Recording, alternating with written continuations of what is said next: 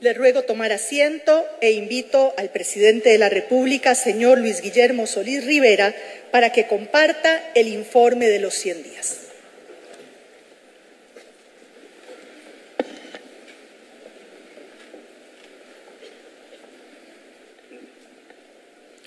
Muy buenas noches a todas y a todos. Compatriotas, gobernar en democracia es, ante todo y sobre todo, dar cuentas al pueblo y cumplir con la Constitución y la ley demandan. Con esa convicción, vengo esta noche a rendir cuentas al pueblo de Costa Rica de lo que hemos hecho en estos primeros 100 días. Y vengo a informar con igual interés de lo que nos proponemos hacer en los restantes 45 meses a partir de la realidad que heredamos. Mi propósito es que todas y todos los costarricenses sepan cuál es la situación en que el nuevo gobierno recibió al país el pasado 8 de mayo. Este ejercicio implica, inevitablemente, revisar y evaluar la forma en que Costa Rica ha sido gobernada desde hace muchos años. No por revanchismos ni persecución política, no para ajustar cuentas entre facciones, sino por responsabilidad histórica. El país entero debe saber lo que acontece en el Estado y sus instituciones y cuáles son los grandes escollos para aumentar la riqueza nacional e impulsar el bienestar general. Solo así, nuestro pueblo podrá comprender la causa de los males que agobian al Estado costarricense, determinar las reformas que en realidad se necesitan y dimensionar la magnitud de los esfuerzos colectivos que se requieren para construir el cambio.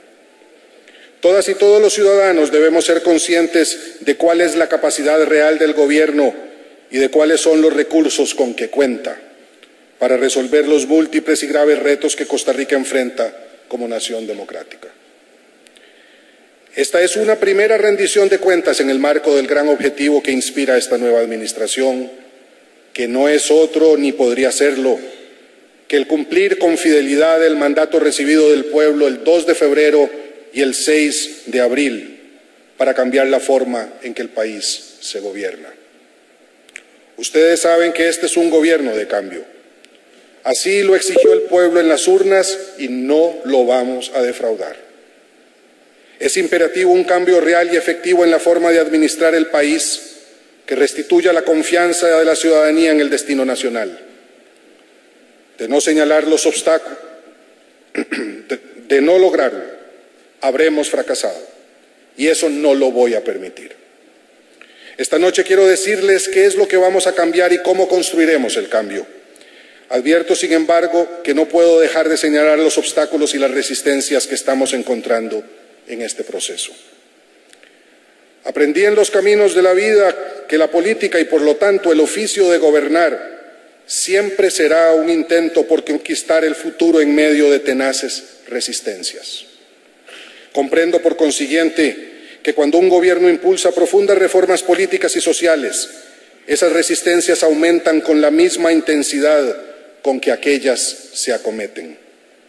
Acepto de antemano que construir el cambio nunca, en ninguna parte, ha sido tarea fácil, y no tiene por qué serlo para la administración que presido. Es comprensible la urgencia y vehemencia con la que se demandan acciones drásticas.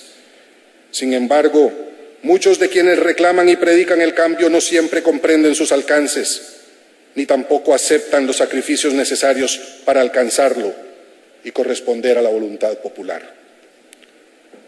Los cambios políticos exitosos, aquellos que perduran, que fortifican la libertad y la justicia, que acrecientan el bienestar de la población y alimentan la esperanza colectiva, porque contribuyen a aumentar la riqueza nacional y fomentan la solidaridad, son los que se gestan en el alma popular. Por eso los cambios políticos de trascendencia histórica siempre parten de un cambio en la cultura ciudadana. Así está aconteciendo en la Costa Rica de nuestros días. También es preciso entender que las verdaderas transformaciones sociales y políticas se nutren de la cabal comprensión que alcance un pueblo respecto de lo que son los derechos y deberes de cada quien frente al Estado y frente a la sociedad. En otras palabras, todo cambio político profundo depende del concepto que tengamos de la ley y del compromiso de cumplirla por gobernantes y gobernados. Aquí establezco el punto de partida, la premisa básica desde la cual el nuevo gobierno definirá los retos y compromisos de los próximos 4 años. Costa Rica tiene que vencer sus rezagos y debe progresar bajo el imperio de la ley.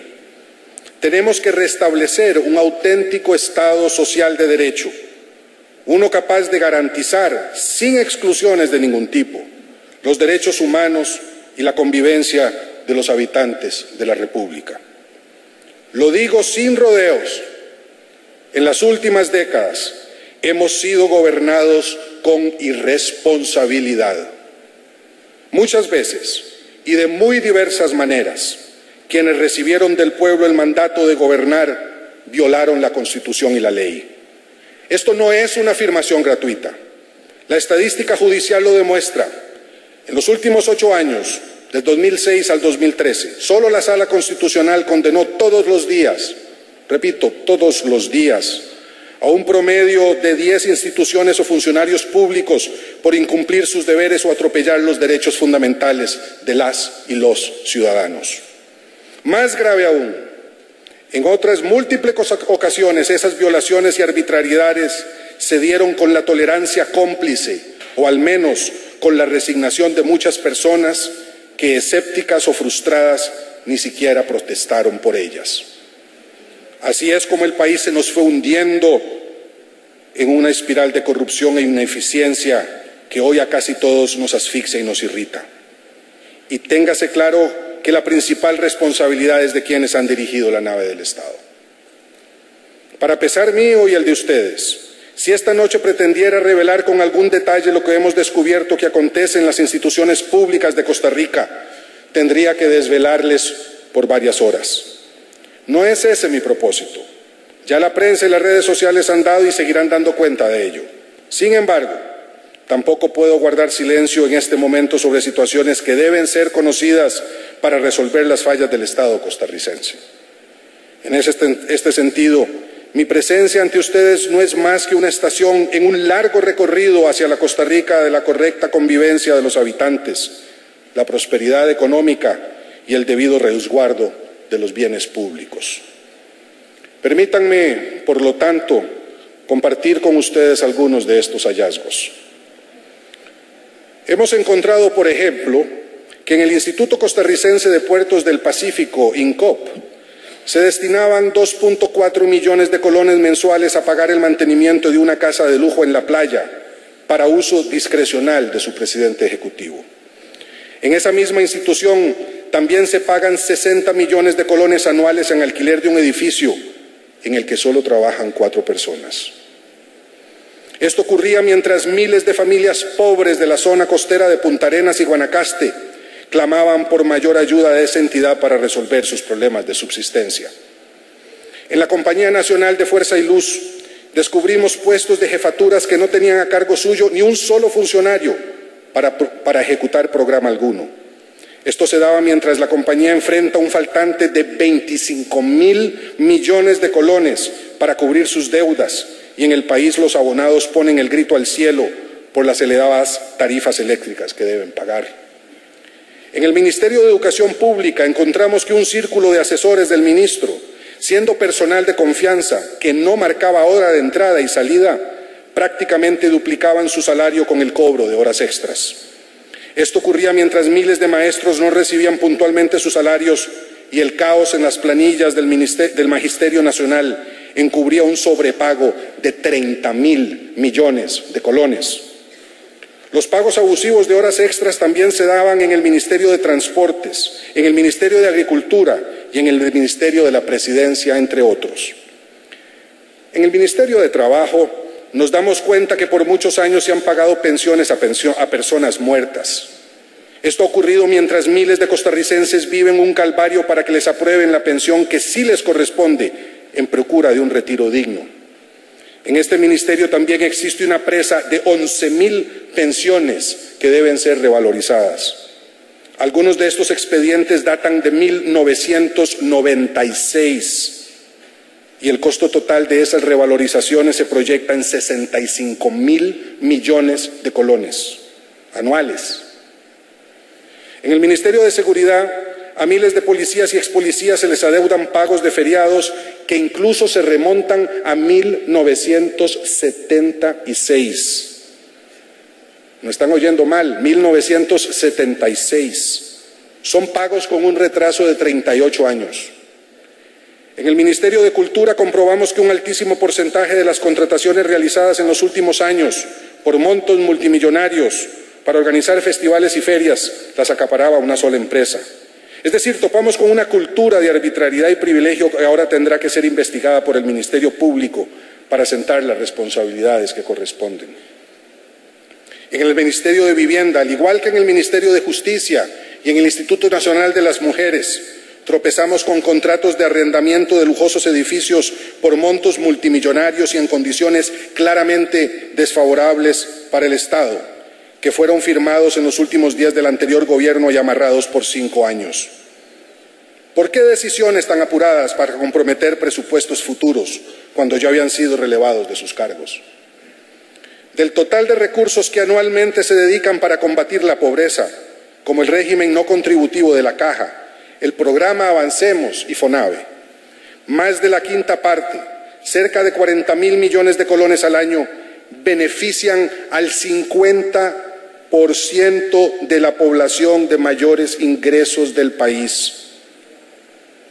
Esto acontece mientras miles de niñas, niños y adolescentes en todo Costa Rica se encuentran fuera del sistema escolar, deambulando por las calles buscando algo con qué aportar para el sostén de sus familias. En el Incofer descubrimos que el descarrilamiento administrativo es tal que se trabaja sin inventarios, sin presupuestos y sin auditorías externas. En el INVO encontramos un desastre organizacional. Ahí no funcionan ni los teléfonos, como lo reportó la nueva presidenta ejecutiva. La institución tiene cuentas por cobrar por más de 10.000 millones de colones, algunas de las cuales las arrastra desde hace 27 años.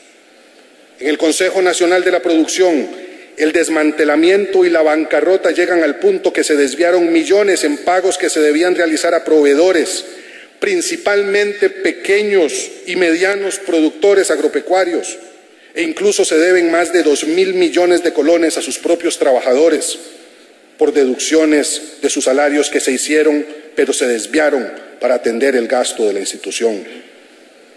En RACSA, las pérdidas operativas crecieron un 85% del 2012 al 2013.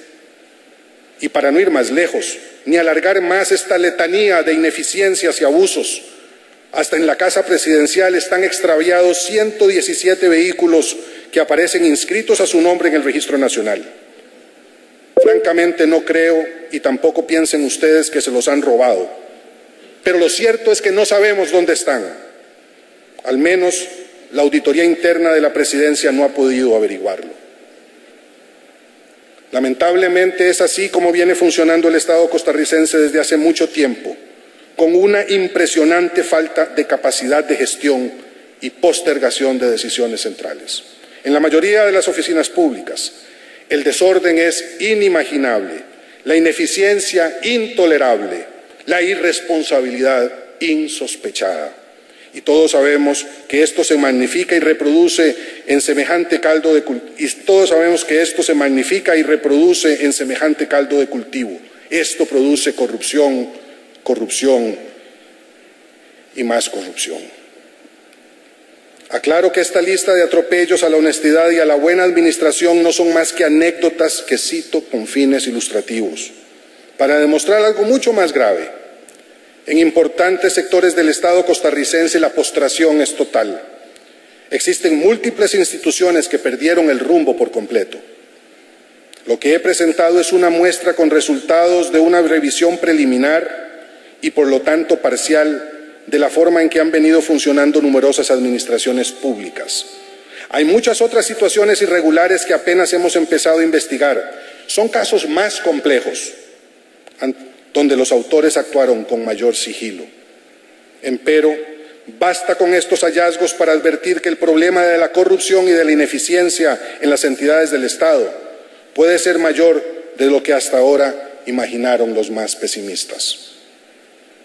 Por eso, frente a situación tan acongojante, lo que urge e interesa es determinar las causas de estos fenómenos y, sobre todo, encontrar soluciones concretas y efectivas para resolverlos. La irresponsabilidad, la sinvergüenzada y las champonadas en el Estado no pueden seguir siendo disimuladas ni toleradas, no solo por razones éticas y morales, que las hay muchas, sino también y principalmente porque tales disfunciones tienen costos y consecuencias sociales. Aunque muchos consideren que todo este dispendio es ínfimo en el conjunto de los presupuestos públicos, conviene recordar que los costos directos de los principales casos de corrupción en los últimos 15 años ascienden a cerca de 60.100 millones de colones. Pero lo cierto es que tantos miles y miles de millones de colones malversados o robados, que por su naturaleza no logran registrarse adecuadamente, podrían representar, si utilizáramos los promedios que el BID sugiere para el conjunto de América Latina, alrededor de un 7% de la producción nacional. Así las cosas, no es casual que Costa Rica experimente un deterioro notable en los índices de desarrollo humano. A 2 meses de iniciar el gobierno recibimos con pesar la caída del puesto 62 al 68 de Costa Rica en el ranking elaborado por Naciones Unidas, siendo este un movimiento más de la caída libre que inició hace 10 años en nuestro país, cuando ocupaba la casilla 45. En medio de tantas irregularidades e ineficiencias, sé que en la administración pública afortunadamente también existen miles de funcionarias y funcionarios honestos y abnegadas que tienen claro el compromiso y la relevancia de su tarea. La mayoría de ellos lo son. Ellas y ellos son fundamentales para lograr las reformas que promovemos.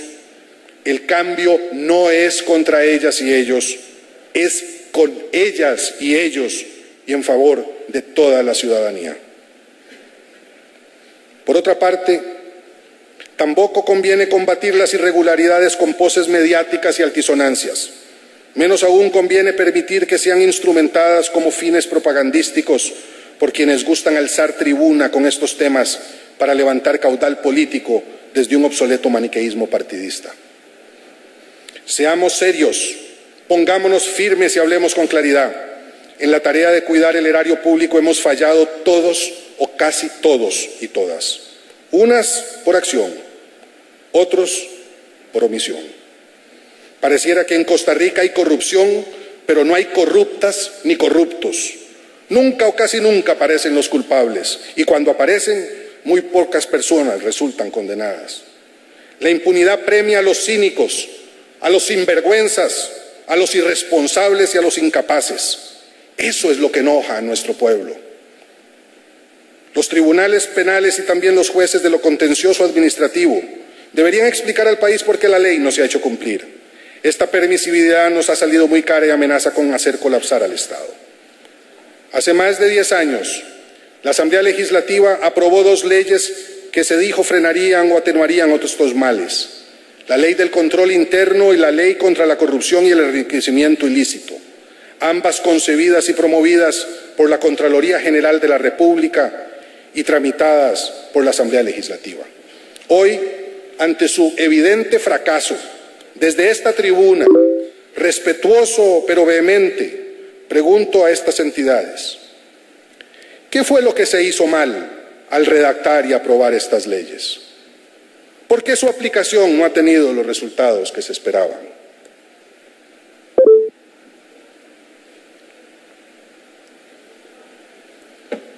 El país necesita una respuesta.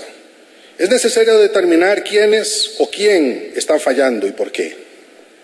Es el sistema de fiscalización de la hacienda pública, por cierta obsecuencia hacia el poder político que se traduce en falta de arrestos para cumplir y hacer cumplir las leyes que resguardan el patrimonio de la nación. Son las auditorías internas, por su actitud complaciente y cortesana frente a los jerarcas a quienes deben fiscalizar.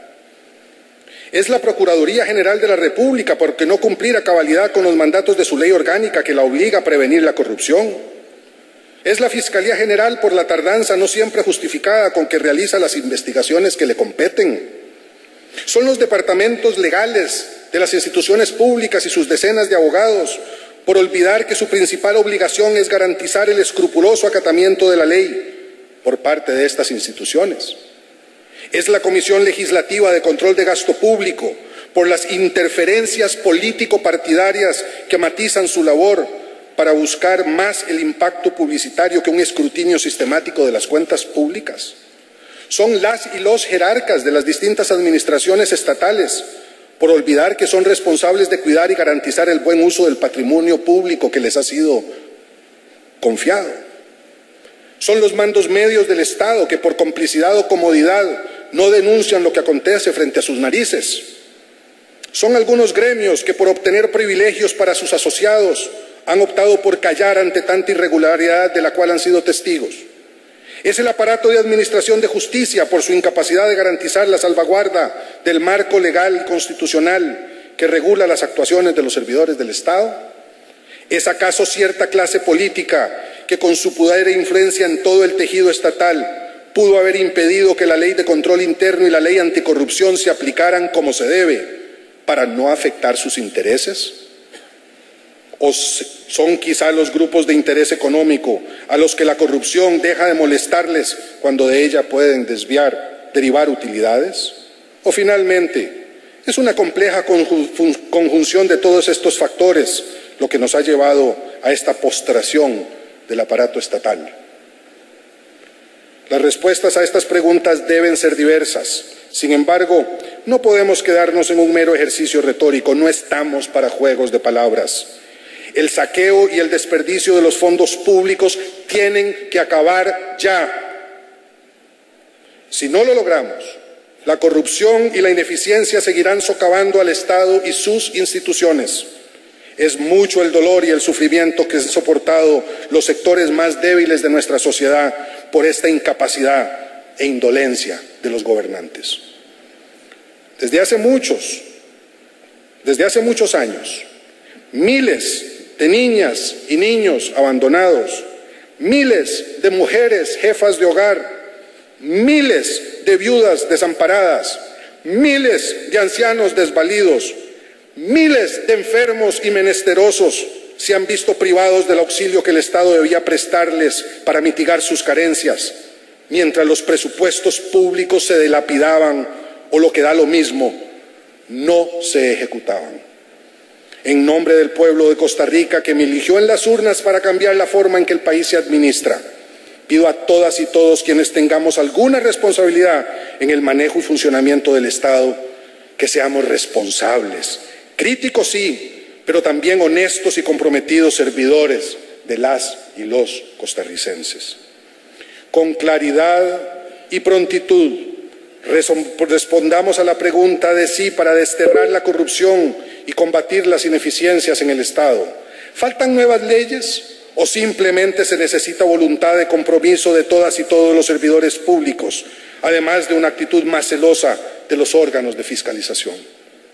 Mi presunción es que no necesariamente se necesitan más nuevas leyes. Si todos cumpliéramos con las que ya existen, sin duda el país estaría mucho mejor. Hace ya 14 años, el artículo 11 de la Constitución fue reformado con el afán de resolver el problema de la falta de rendición de cuentas en la administración pública del que se nutren la corrupción y la ineficiencia estatal. La norma constitucional es impresionantemente clara y precisa, y cito: los funcionarios públicos son simples depositarios de la autoridad. Están obligados a cumplir los deberes que la ley les impone y no pueden arrogarse facultades no concedidas en ella. Deben prestar juramento de observar y cumplir esta Constitución y las leyes. La acción para exigirle responsabilidad penal por sus actos es pública. La administración pública en sentido amplio estará sometida a un procedimiento de evaluación de resultados y rendición de cuentas, con la consecuente responsabilidad personal para los funcionarios en el cumplimiento de sus deberes. La ley señalará los medios para que este control de resultados y rendición de cuentas opere como un sistema que cubra todas las instituciones públicas. Fin de la cita. Sí, costarricenses, Eso dice y eso manda nuestra Constitución política, pero tristemente no se aplica. El solo cumplimiento de esta norma constitucional crea un Estado y una sociedad mejores. Han transcurrido 4 administraciones desde que esta norma constitucional fue modificada con la finalidad expresa de mejorar los mecanismos de evaluación de resultados en las instituciones públicas, para exigir cuentas a sus funcionarios y para hacerles responsables personalmente de sus desmanes. Y qué frustración. Todo quedó en el papel, poco ha cambiado en la realidad. No es de recibo que en la Asamblea Legislativa existan proyectos de ley para regular este precepto legal que llevan tiempo durmiendo el sueño de los justos. Dichosamente percibo voluntad en la actual Asamblea Legislativa para honrar esta deuda y desde ya solicito una rápida aprobación de estas normas con el fin de corregir una deuda histórica con nuestra razón.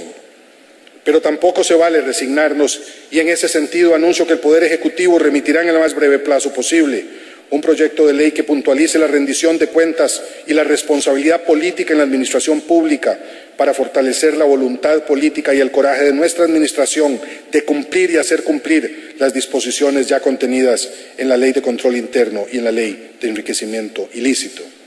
Y solicito a la Procuraduría General de la República y a la Contraloría General de la República que se sumen a este esfuerzo frente a la Asamblea Legislativa.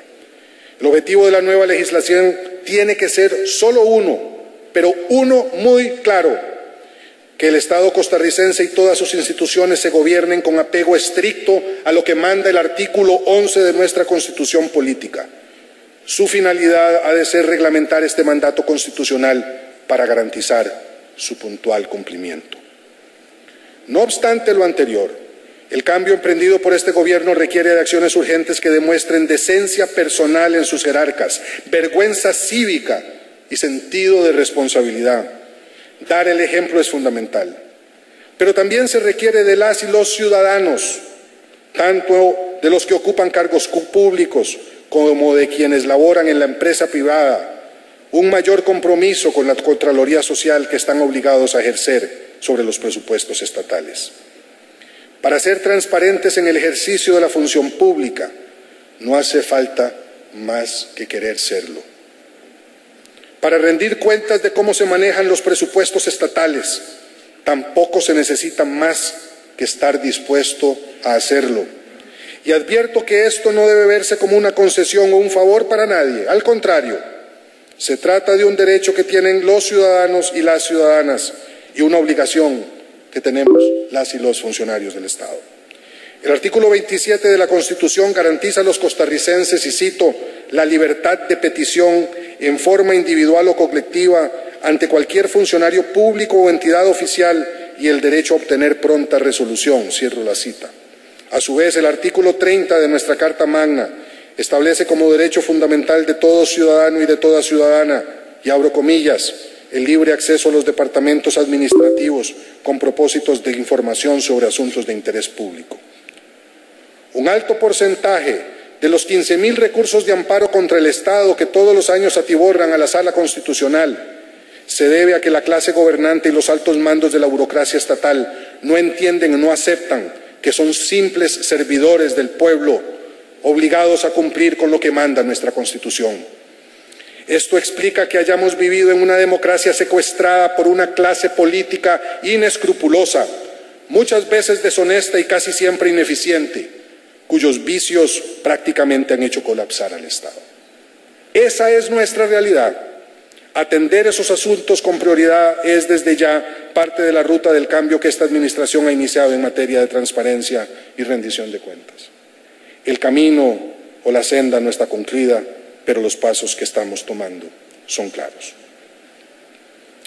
Preservando los espacios de discreción necesarios para garantizar la defensa del interés y la seguridad nacional y el combate eficaz contra el crimen organizado, es indispensable avanzar hacia un gobierno abierto que potencie la participación ciudadana. Solo poniendo luz a la opacidad de la gestión pública se puede evitar semejantes grados de corrupción. Haremos valer las disposiciones que obligan al Consejo de Gobierno, a las juntas directivas de las instituciones autónomas, incluidos los bancos estatales, así como a todos los órganos colegiados de los ministerios, de las empresas estatales y de la administración pública en general, a garantizar el libre acceso de sus resoluciones y acuerdos con su respectivo registro de votación. En ese mismo sentido, nos encontramos en la fase preparatoria de una plataforma de transparencia gubernamental, por medio de la cual cualquier persona podrá tener fácil acceso a todo tipo de información pública que tenga derecho a escrutar en ejercicio de las garantías que la Constitución le otorga para una sana vigilancia del erario público. Los contratos que el Estado y sus instituciones realicen con proveedores de bienes y servicios, las consultorías y asesorías que pagan los ministros y demás jerarcas, los viajes al exterior que realicen las y los funcionarios de las dependencias estatales de todo nivel, los salarios que perciben los más altos funcionarios de las dependencias estatales y su personal de confianza, las subvenciones y exoneraciones que otorga el Ministerio de Hacienda, las transferencias presupuestarias, las becas y los bonos que el gobierno distribuye y mucha otra información de similar naturaleza podrá ser consultada mediante esta plataforma digital. Desarrollar un programa de este tipo requiere presupuestos adecuados y un plazo razonable para su diseño e implementación que no podemos ni vamos a improvisar. Pero el compromiso de implementarla en el transcurso de esta administración es irrevocable, porque además esta es la ruta hacia una democracia ciudadana, hacia la democracia de los tiempos modernos. Inexorablemente vamos hacia un gobierno abierto. Paso ahora a analizar otros aspectos de la realidad nacional que también causan profunda inquietud a todas y todos los costarricenses y que constituyen retos para el nuevo gobierno y la sociedad en su conjunto.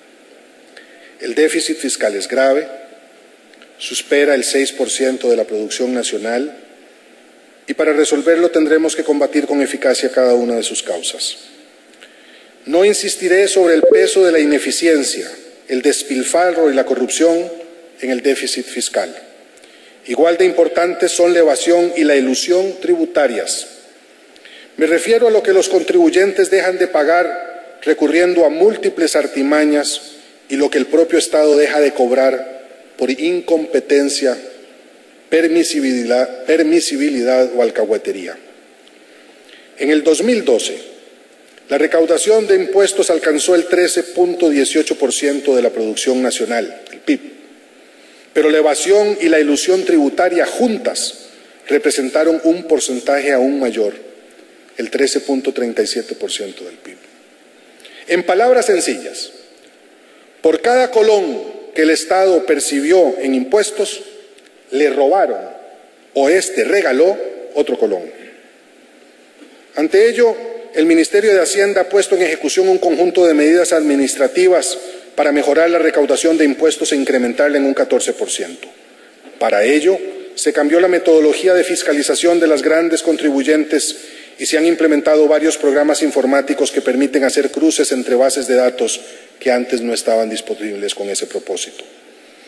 También se envió a la consideración de las y los diputados un proyecto de ley contra la evasión fiscal y pronto se remitirá otro proyecto de ley anticontrabando, el cual recogerá las propuestas del sector privado que entiende que no se puede competir con éxito frente a las fuerzas que rompen la libre competencia. Se ha implementado un sistema de seguimiento de todos los ingresos y gastos del presupuesto nacional para vigilar su comportamiento, de manera que sea posible anticipar los resultados de las medidas que se han puesto en marcha. Se utiliza la información de la Tesorería Nacional para detectar las compras de los distintos ministerios y de esta forma relacionarlos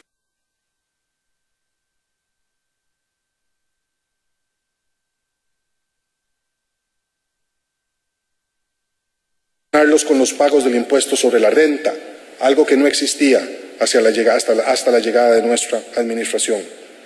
Asimismo, la Policía de Control Fiscal, en asocio con la Fuerza Pública, realiza fuertes operativos para combatir una de las más nefastas formas de defraudación fiscal, el contrabando. Solo en el último mes, se ha detenido un cargamento de más de 200.000 cajetillas de cigarrillos y 2 decomisos de miles de litros de licor fino. Y esto sigue. Como ya lo hemos dicho antes, seguimos desconfiando de los paquetazos fiscales que primero traban la Asamblea Legislativa y luego mueren en la Sala Constitucional. Preferimos una reforma integral pero paulatina, que no frene el crecimiento de la economía y que resulte justa para los sectores productivos.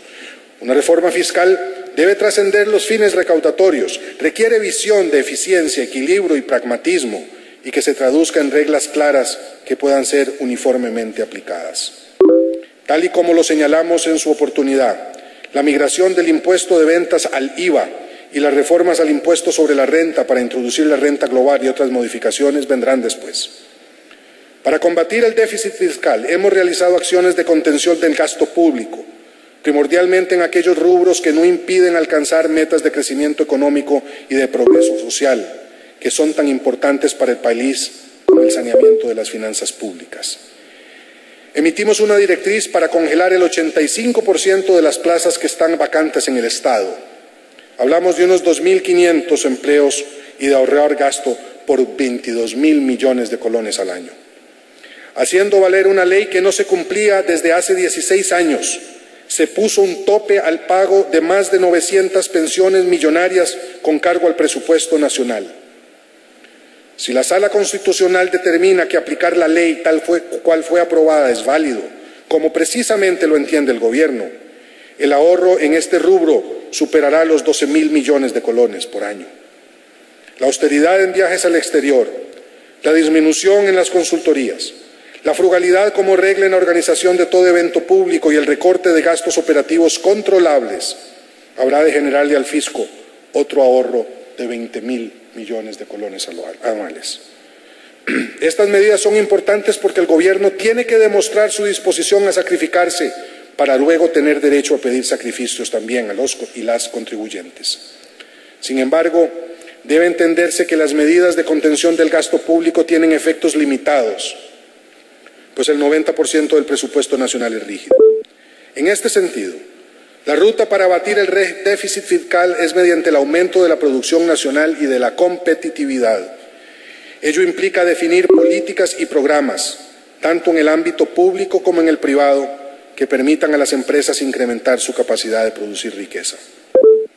Convencidos de que el diálogo y la concertación serán herramientas insustituibles en la búsqueda de este objetivo específico, hemos propuesto a las cámaras empresariales relanzar el Consejo de la Competitividad como el escenario donde habrá de gestarse y concretarse los acuerdos entre el sector público y el sector privado para aumentar la producción nacional. Todo lo expuesto sobre transparencia gubernamental, recuperación de la cultura de legalidad y lucha frontal contra la corrupción y la ineficiencia estatal no solo implica adecentar el ejercicio de la función pública y recobrar la confianza del ciudadano en las instituciones del Estado, sino también crear un clima de confianza y de seguridad para la atracción de la inversión extranjera y la promoción de la inversión nacional. Nuestro Gobierno ordenó las transacciones del sector público no bancario en el mercado cambiario con el propósito de promover mayor estabilidad en el tipo de cambio, lo que permitió devolver tranquilidad al mercado de divisas. El Banco Central está comprometido en mantener un adecuado nivel de reservas internacionales que le permita enfrentar choques externos y prevenir el riesgo de una crisis en la balanza de pagos. Al preservar la capacidad del país para atender sus obligaciones externas, se garantiza la convertibilidad de nuestra moneda, lo que constituye un blindaje para la economía costarricense ante eventuales incrementos en las tasas internacionales de interés o el retiro gradual de estímulos monetarios en economías desarrolladas, como la estadounidense. Valga advertir además que la política macroeconómica del Banco Central se plantea en armonía con las demás políticas públicas, incluida la de empleo. Y eso es así porque en este nuevo Gobierno los esfuerzos para sanear las finanzas públicas y revitalizar la economía siempre irán aparejados a la lucha por disminuir las desigualdades sociales y combatir la pobreza extrema. Queremos más riqueza para distribuirla mejor, porque esa es la vía correcta, esa es la vía costarricense al desarrollo. Con ese propósito hemos elaborado una estrategia nacional de empleo que en realidad representa la articulación de una gran alianza por la producción. Esta estrategia se encuentra en proceso de revisión para replantearla y asegurar la creación de más empleos de mayor calidad. De esta manera crearemos al menos 217,000 nuevos puestos de trabajo de calidad en los próximos 4 años.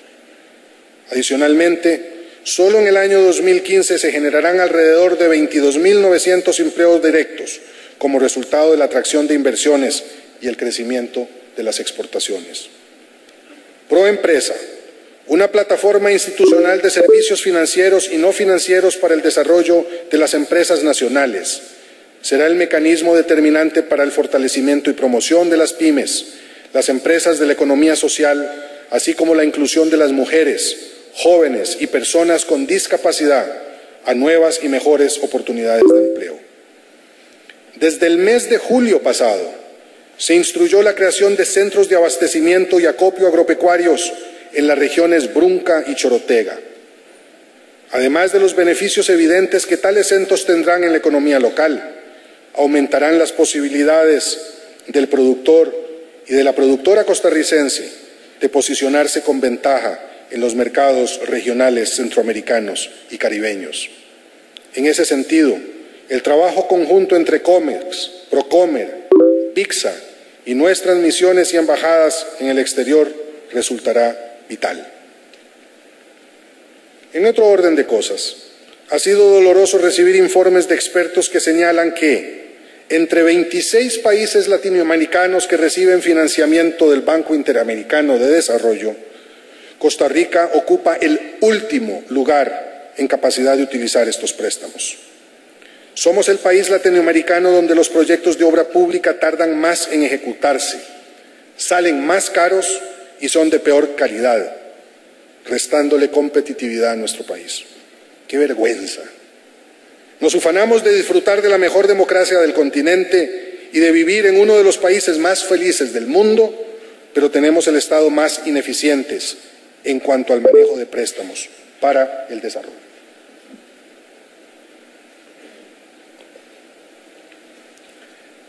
Partiendo de esa realidad, se ha reactivado la Comisión de Financiamiento de la Inversión Pública, integrada por el Banco Central, el Ministerio de Hacienda y el Ministerio de Planificación. Aceleraremos la ejecución de 19 proyectos de obra pública, tales como aeropuertos, carreteras, agua y saneamiento, aduanas, unidades productivas, carcelarias, entre otros, para los cuales el país tiene aprobados recursos por más de 2.100 millones de dólares que no se han ejecutado, incluido algún préstamo con más de 10 años de haber sido aprobado. La inversión de estos recursos representará un aumento de la producción nacional del PIB en alrededor de un 2%. Un pilar fundamental de mi administración es la promoción del desarrollo social, que implica el combate contra la pobreza y la desigualdad. Costa Rica es hoy un país con niveles de exclusión que recuerdan lo que sucedía en la primera mitad del siglo XX. La desintegración de la política pública en materia social se expresa en un país donde las desigualdades territoriales son inmensas. Por ello resulta inadmisible que la inversión social del Estado se maneje de manera ineficiente. En los últimos 8 años, 22 instituciones ejecutaron 26 programas de combate a la pobreza, pero al día de hoy el 20% de los hogares siguen en tal condición. Y no solo eso, 88.500 hogares viven en la miseria extrema. Casi la mitad de quienes han sido identificados por el IMAS en pobreza extrema no perciben ningún tipo de ayuda estatal porque el Estado no logra dar con ellos y, como es lógico, ellos mismos, los más necesitados entre los más necesitados, ni siquiera tienen medios para reclamar del IMAS o de FODESAF. Pienso y me estremezco ante el drama de las jefas de hogar que no encuentran asistencia para atender las necesidades de sus hijas e hijos. Me indigna recordar el abandono de las personas con discapacidad, quienes excluidas del mundo laboral también lo están de las políticas públicas de atención social. Me rebelo ante la continuidad de estas condiciones que atentan contra los principios de igualdad y solidaridad que honran a Costa Rica. ¿Cómo aceptar que 40.000 adultos mayores que entregaron su vida y su fuerza por el progreso de la nación no reciban ningún tipo de pensión, cuando un sector muy pequeño de costarricenses disfruta de pensiones desproporcionadamente altas?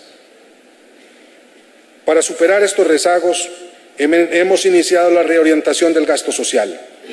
Vamos a asegurarnos que estos recursos lleguen primero a los que más los necesitan. En coordinación con el IMAS, la Caja Costarricense del Seguro Social aumentará en 15.000 personas la cobertura del régimen de pensiones no contributivas y nos comprometemos a aumentar ese número en el tanto crezca la producción nacional. Dignificar cuanto antes la condición de vida de los que menos tienen es un acto de justicia y es un paso necesario para apuntalar la paz social. Esencial para esta administración es la condición de la Caja del Seguro Social. Ya se inició el reordenamiento administrativo que incluye la intervención de hospitales y clínicas. Este proceso no se detendrá mientras no se aclare por completo las graves denuncias que persisten en muchos centros de salud. Sin embargo, y más importante todavía, queremos una caja con finanzas sostenibles que le permitan continuar desarrollando sus indispensables tareas para las generaciones presentes y futuras. En tal sentido, mi administración ha iniciado un diálogo con las autoridades de la Caja con el fin de poner al día las deudas que el gobierno central tiene con esa institución.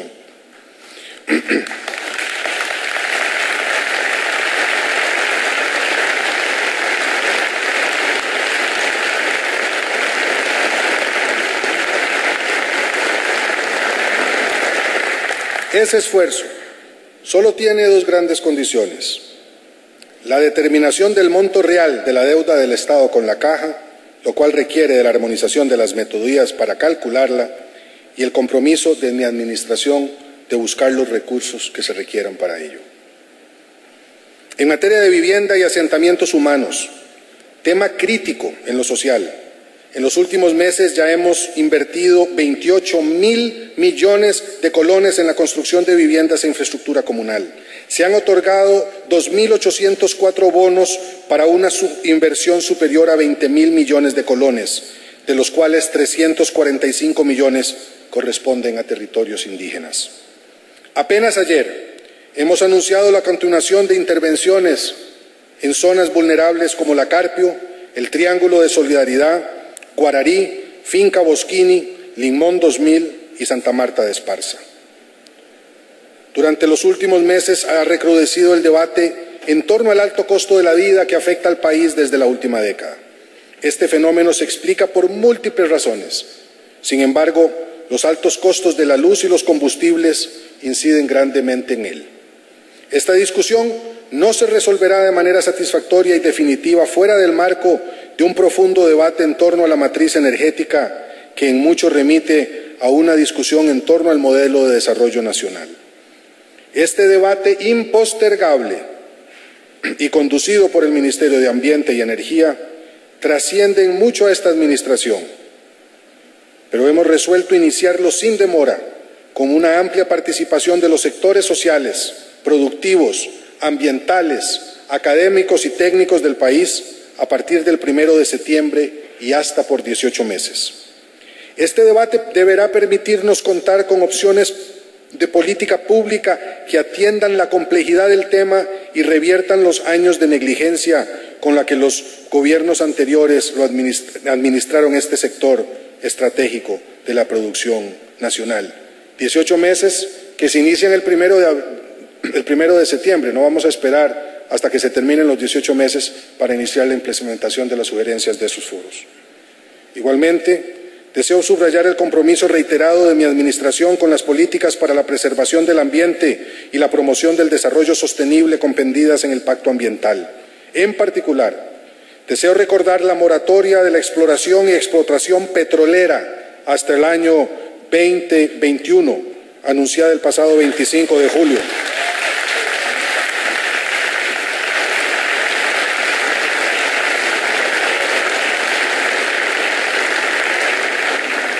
la alta prioridad de las políticas para el manejo del recurso hídrico y la declaratoria del maíz criollo como patrimonio cultural de Costa Rica.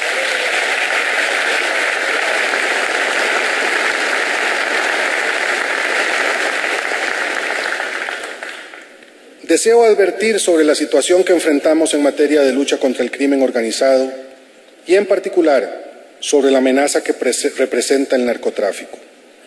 Nuestras autoridades han asumido con absoluta firmeza y claridad esta tarea. En los últimos 3 meses y medio se ha incautado más de 3 veces la cantidad de droga capturada en el año 2013. Esto significa casi 16.000 kilos de cocaína, más de $3 millones en efectivo, armas de asalto, una aeronave, varios vehículos y la captura de narcotraficantes costarricenses y extranjeros que ya suman legión. También se han realizado importantes operativos para desarticular bandas locales de sicarios y narcotraficantes en diferentes partes del país. Un esfuerzo similar se ha emprendido contra la criminalidad común, la cual constituye una prioridad para las fuerzas de policía. Sumadas a los operativos de combate al contrabando, estas acciones se acelerarán gracias a la mejoría en la calidad profesional de nuestras fuerzas policiales y a la modernización de los equipos requeridos para esa labor. Pero ello requerirá del apoyo financiero de las y los diputados cuando aprueben el presupuesto de la República.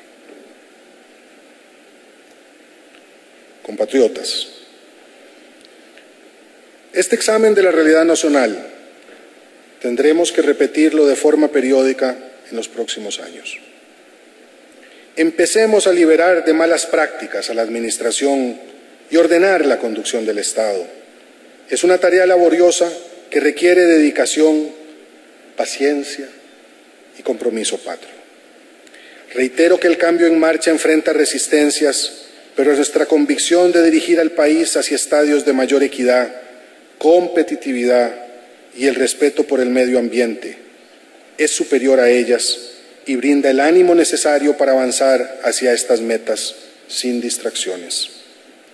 La evaluación de muchas instituciones está en proceso y en algunos casos la complejidad de los temas que son investigados demanda rigor y prudencia.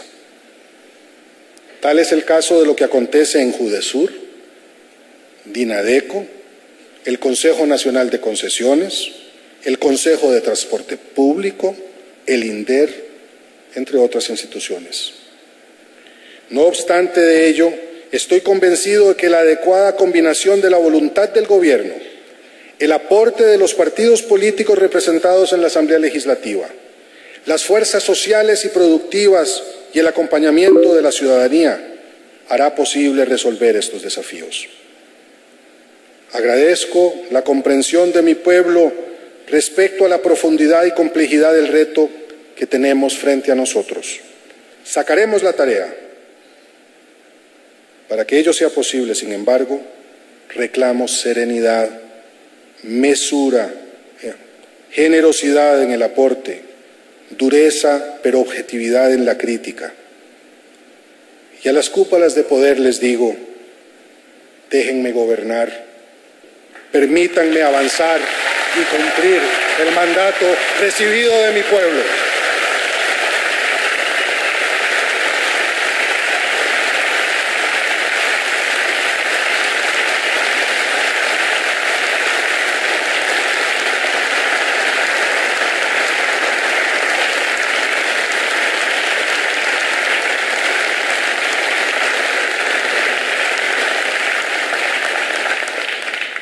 Hemos hecho un recorrido por la realidad nacional y la conclusión solo puede ser una, por imperativo ético y por responsabilidad histórica.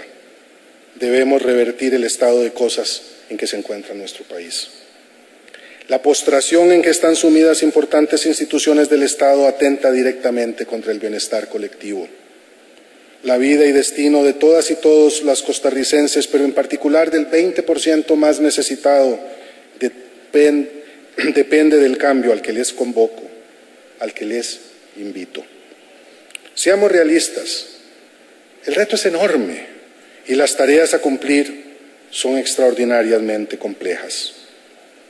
Entendámoslo así y aceptemos que solo sumando voluntades y compartiendo sacrificios, animados por un gran espíritu de concordia y de unidad nacional en torno a los intereses superiores de la patria, podremos superar esta encrucijada.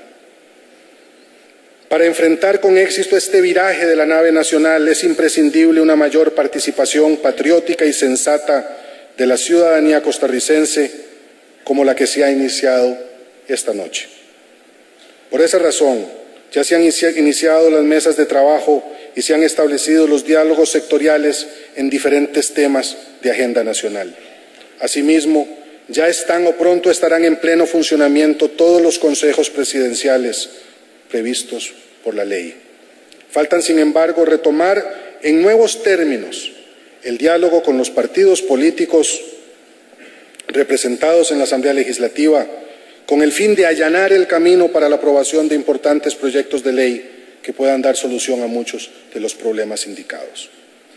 En este sentido, me permito extender una respetuosa invitación a los jefes de fracción y jefas de fracción y a los comités ejecutivos de dichos partidos para que en el marco de las efemérides patrias del mes de septiembre nos reunamos en la Casa Presidencial con el propósito de avanzar estos objetivos.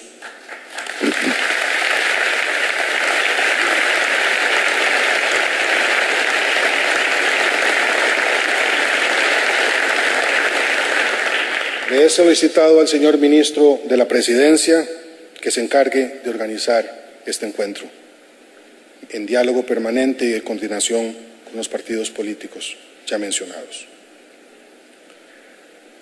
Amigas y amigos costarricenses, lo que está en juego es el destino nacional.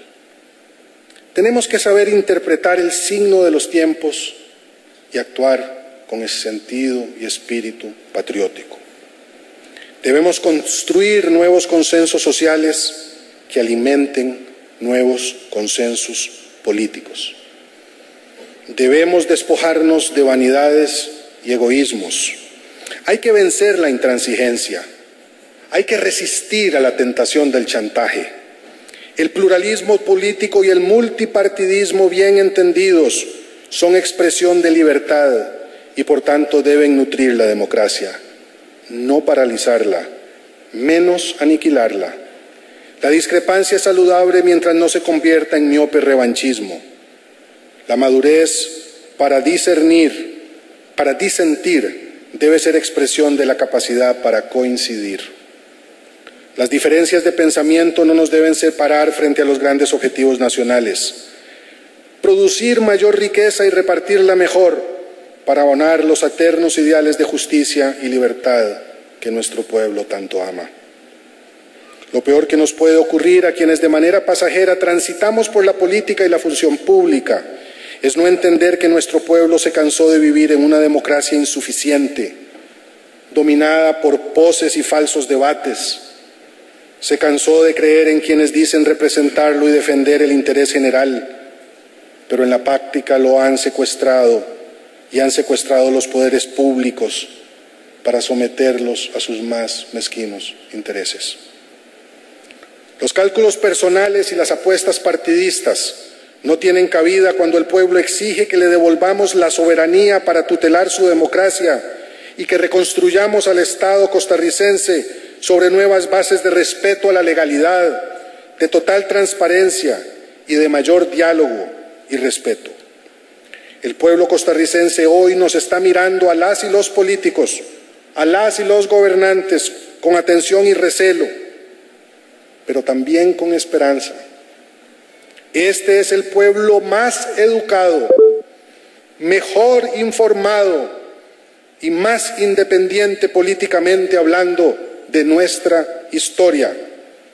No acepta consignas ni frases hechas.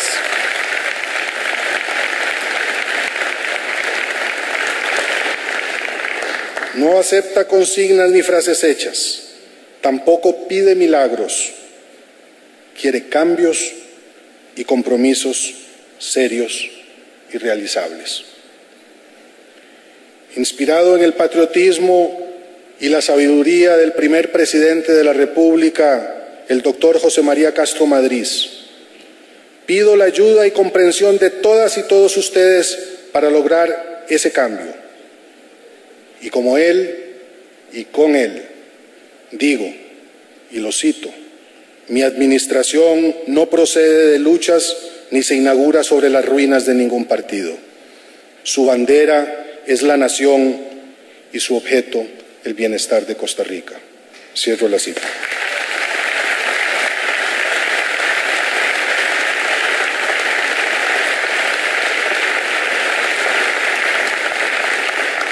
Honremos el legado de nuestros padres, de nuestras madres, de nuestras abuelas y abuelos.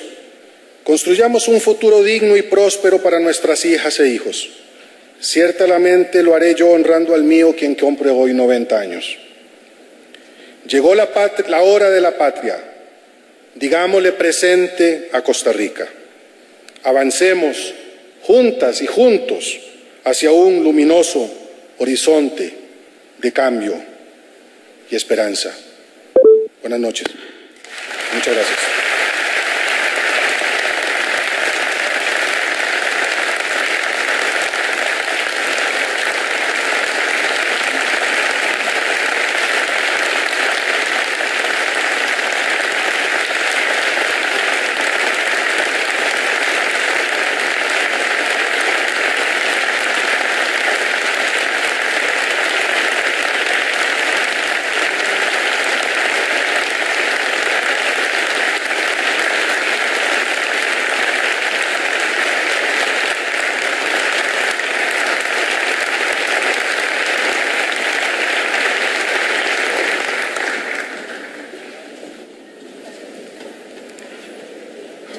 Muchas gracias al señor presidente por su informe de los 100 días.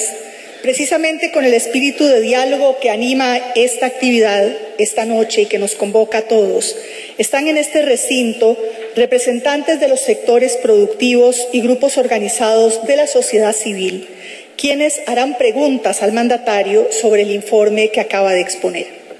Estaremos llamando a los representantes escogidos por los sectores para que hagan sus preguntas. Y también responderemos a preguntas que nos han hecho llegar los ciudadanos por medio de las redes sociales. Hay micrófonos colocados en los pasillos, en las áreas de paso del teatro, para que puedan hacer sus preguntas y nada más les solicito que sean concisos al preguntar. Inicia este evento histórico de rendición de cuentas a la ciudadanía Silvia Mesa Pelufo, en representación de las mujeres. Buenas noches. Buenas noches, Silvia. Muchas gracias. Señor presidente, las mujeres somos la mitad de la población de este país. Lamentablemente siguen existiendo inmensas brechas entre las mujeres y los hombres en cuanto al acceso a oportunidades, a recursos, al cumplimiento efectivo de derechos. Como vía de ejemplo, como usted mismo decía, las mujeres jefas de hogar son las más pobres entre los pobres. Las mujeres ganamos entre el 80 y el 70% de lo que ganan los hombres. Tenemos más dificultades de acceso al empleo. El 58% de las mujeres de este país ha sufrido violencia física o sexual. El 91% de las denuncias de hostigamiento sexual que llegan a la Defensoría de los Habitantes son puestas por mujeres. Nuestra pregunta es: ¿qué acciones afirmativas, entendidas como acciones temporales específicas en favor de las mujeres en el marco de una política pública que nos lleve a la igualdad de género, se están incluyendo en el plan de desarrollo? Muchas gracias. Con mucho gusto, doña Silvia. Como este es un ejercicio que nos permite dialogar no solamente con el presidente, sino también con su equipo de gobierno, voy a pedirle a la señora ministra de la Condición de la Mujer que atienda su pregunta, porque veo, y me parece absolutamente natural que así sea, que más que sobre el informe sobre el estado de la nación en estos 100 días, vamos a estar hablando sobre el Plan Nacional de Desarrollo. Entonces, señora ministra, le ruego, por favor, tome la palabra.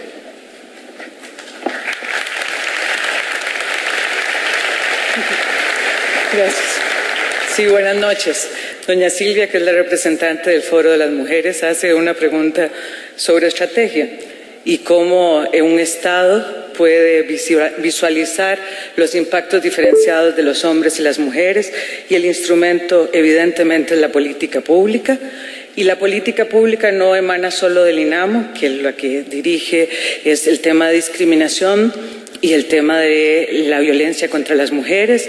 Por eso las coordinaciones estratégicas en el sector de desarrollo social, en el ámbito laboral, en la política de empleo, tienen que existir acciones afirmativas. Ahora que estamos diseñando todo el tema de las pensiones, tenemos que introducir a las mujeres del trabajo doméstico no remunerado, que son las más pobres, que han estado años invisibilizadas.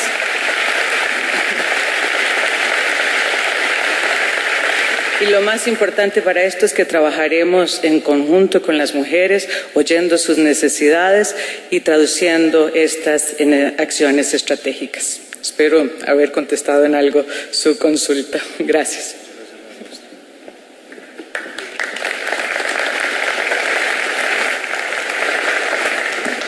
Seguimos ahora con la pregunta de don Albino Vargas Barrantes, en representación del grupo 10 Medidas. Buenas noches, señor presidente. Buenas noches, don y a Albino. los honorables miembros y miembros de su gabinete. Señor presidente, en estos grupos sociales nosotros tuvimos el grande honor de tenerle a usted en su rol de académico, en diversas experiencias de análisis y propuestas sociales, sobre todo en el tema de la desigualdad. Respetuosamente yo noto primero dos cosas. La primera, la ruta hacia la transformación tributaria estructural, nosotros creemos que implica un desafío gigantesco y queremos ver si, aparte de las oportunas medidas que impulsa el Ministerio de Hacienda, su gobierno se atrevería a promover un diálogo social estructurado entre sectores productivos, políticos y sociales sobre esa transformación estructural tributaria que ocupa nuestro país, para no estar en el riesgo nunca más en el que estamos. Pero además noto un vacío en su exposición, porque no noto que usted le ha pedido cuentas, ha llamado a cuentas o piensa pedir participación al sector financiero bancario. Y el sector financiero bancario es de los que más han ganado con estas políticas del desastre que usted enumeró, y me parece que es hora de llamarlo a cuenta. Muchas gracias, señor presidente. Muchas gracias, don Albino. Me alegro que solo haya encontrado un vacío y no muchos en mi presentación. Estoy seguro que los hay, y varios. No era mi intención agotar en una sola sesión esta noche la totalidad de los temas que nos atañen. Evidentemente hay temas que no han sido discutidos hoy y que tendrán que ser abordados en otros debates, y el 1 de mayo del año próximo espero tener ocasión de atender en un formato como este también el informe sobre el Estado de la Nación. Pero yo también agradezco a la vida la oportunidad que me dio de participar en esos foros sociales como académico y como ciudadano. Y créame que los principios que defendí se han afirmado, don Albino. Ese diálogo estructural es necesario, por supuesto que sí. Y veo en todos los sectores, y me alegra mucho saberlo así, tanto en el sector privado como en el sector de las organizaciones sociales y en los partidos políticos, disposición amplia para participar en ese diálogo. Ojalá que el diálogo estructural sobre el tema fiscal nos permita avanzar muy rápidamente en medidas concretas para reducir el déficit. Y sobre las responsabilidades de los sectores, no omito a ninguno de ellos, como he dicho. Creo que en esto las responsabilidades por lo que se hizo o se dejó de hacer son de todas y todos, incluidos también el sector financiero. Vamos ahora a la pregunta del tercer vicepresidente de la Unión Costarricense de Cámaras y Asociaciones del Sector Empresarial Privado, UCAEP, don Víctor Ruiz Pacheco. Muy buenas noches, señor presidente. Muy buenas noches, don Víctor. La reforma procesal laboral fue vetada por la expresidenta Laura Chinchilla a raíz de que la Asamblea Legislativa eliminó toda regulación en materia de huelga en servicios esenciales. Esto deja sin ningún tipo de regulación y pone en peligro bienes esenciales como son la vida, la salud y la seguridad de los costarricenses. Señor presidente, en esa misma línea, ¿está usted dispuesto a vetar el expediente de la reforma procesal laboral? Gracias. Con mucho gusto, don Víctor. Hemos hablado sobre este tema muchas veces. Y lo que he señalado y lo que se ha acordado en asocio con las fracciones legislativas es que estamos buscando un diálogo lo más amplio posible, lo más profundo posible, lo más rico posible, para que la ley, el proyecto de ley sobre la reforma procesal laboral pueda realizarse, porque es necesaria, con un grado suficiente de consenso que permita su implementación en los términos más felices posibles. Nos dimos un año para ello.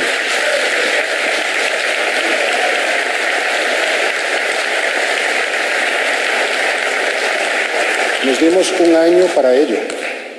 Y hay un esfuerzo que en el cual participa el sector privado se está realizando con ese propósito. Y quiero insistir en la necesidad de que lo hagamos, de que continuemos buscando ese consenso. No veo difícil que haya un acercamiento de las posiciones que se han expresado ya en múltiples ocasiones respecto de ese tema, que es muy importante. Yo comprendo perfectamente bien la preocupación del sector privado y también comprendo perfectamente bien las necesidades y los requerimientos del sector laboral. Por eso creo que debemos hacer un esfuerzo, como muchos otros esfuerzos de concertación. Hay tiempo para ello. Hay una preocupación que se ha expresado en algunos sectores del mundo empresarial respecto al levantamiento del veto que realicé a propósito de los artesanos de la calle 13 bis.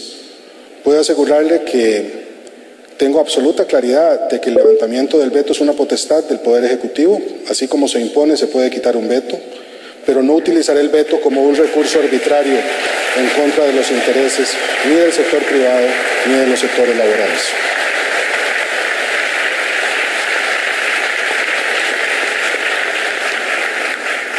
Seguidamente hace uso de la palabra don Hugo Lázaro Estrada, en representación de los pueblos indígenas y quien viene desde el territorio indígena Rey Curré.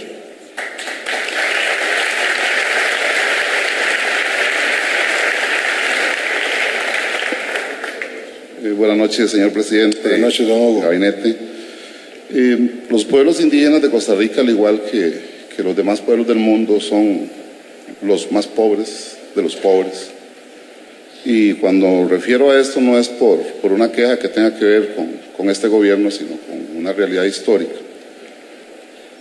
Y escuchando su discurso de hacer una transformación de la sociedad costarricense democrática, de hacer cambios esenciales en la vida de este país, me pregunto yo si han valorado ustedes hacer también una transformación del concepto, por lo menos de la igualdad, para que los más desiguales de este país puedan de alguna manera luchar por ser iguales o por ponerse a la altura del resto de la sociedad y con ello dignificar un pueblo históricamente marginado. Digo esto consciente de que este gobierno está en la posibilidad real, y lo propongo y lo pregunto a la vez, de establecer políticas públicas que reivindiquen estos derechos de los pueblos indígenas, que les reconozca la libre determinación, y con esa libre determinación entonces podemos empezar a hablar del derecho a la consulta, del derecho a una serie de iniciativas privadas y de desarrollo de los pueblos indígenas. ¿Cuál es el enfoque que este gobierno tiene respecto a los pueblos indígenas de este país? Muchas gracias.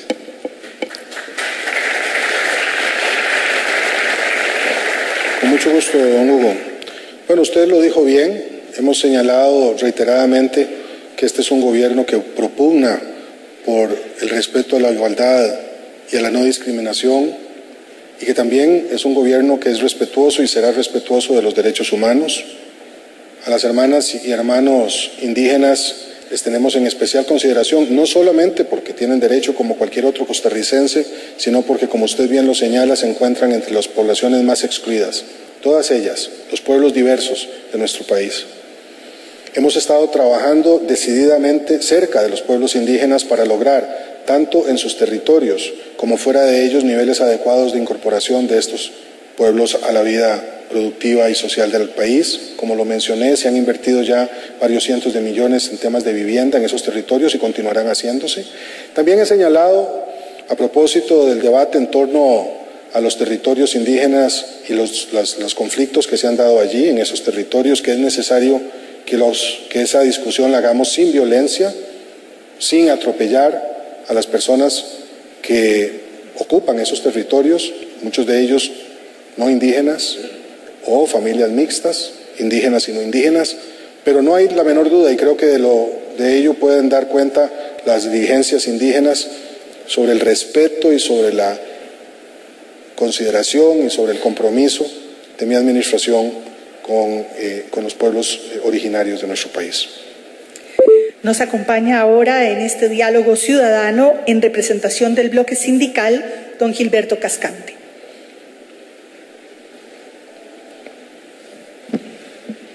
Muy buenas noches, señor presidente. Gilberto, buenas noches. Buenas noches. Muy buenas noches, doña Sonia Marta, don Víctor, representantes del gobierno. Señor presidente, nosotros sabemos la problemática social de este país. El bloque sindical, más que venir a criticar, quiere darle un apoyo en su gestión, un trabajo junto y conjunto. Pero antes de que usted fuese presidente de la República, nos dijo que nos iba a visitar. La invitación está, quisiéramos verlo ahí, quisiéramos conversar con usted, y hoy, frente al pueblo de Costa Rica, vuelvo a reiterar esa invitación para que trabajemos por la transformación de este país.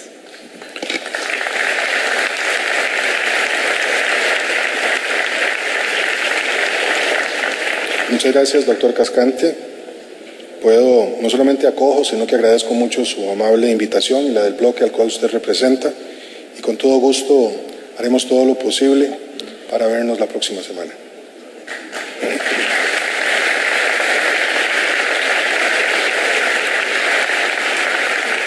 En representación de los jóvenes costarricenses, hará su pregunta ahora Tamara Gómez Marín, en nombre de la Federación de Estudiantes de las Universidades Públicas.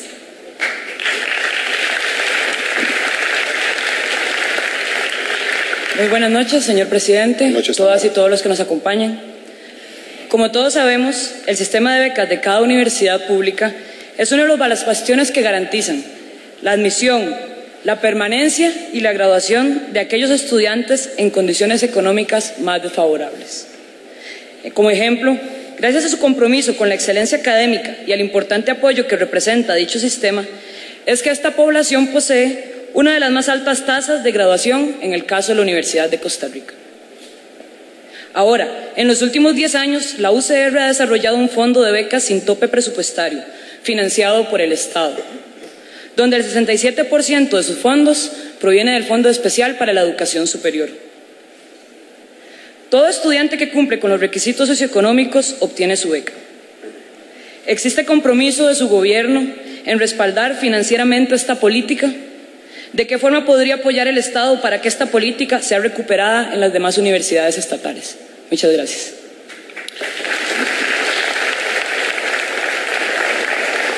Muchas gracias a usted, Tamara.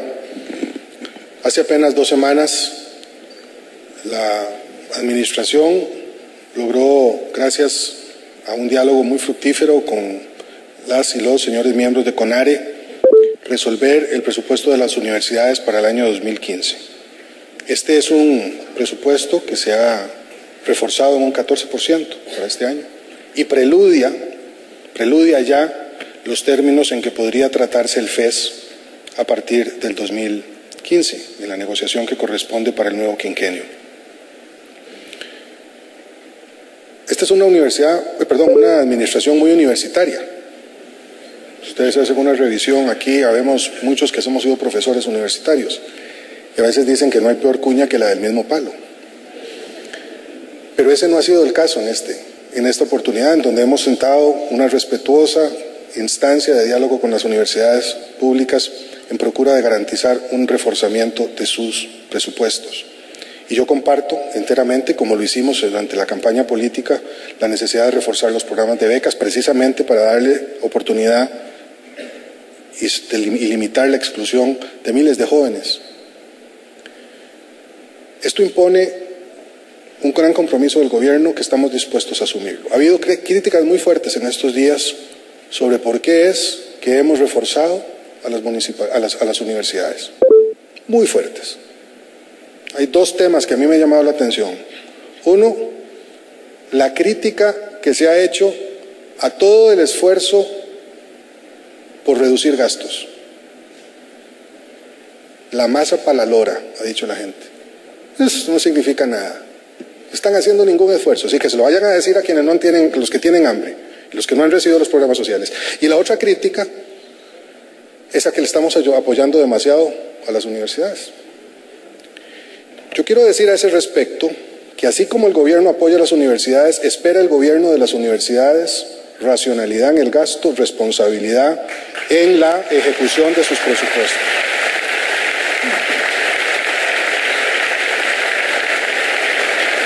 Y estoy seguro que esa es la voluntad, tanto del cuerpo estudiantil, Tamara, porque conozco bien a ese cuerpo y a la responsabilidad que tienen y al liderazgo que ejercen, como de la administración y de los profesores y profesoras de la universidad.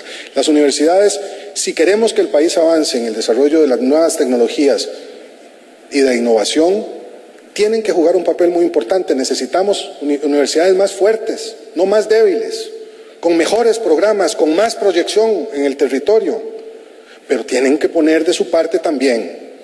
Y usted sabe, Tamara, a lo que me refiero. Ahí hay que poner orden también en muchos aspectos que tienen que ver con la administración universitaria. Lo digo con todo respeto, siendo universitario y reclamando ese título como soy presidente de la República.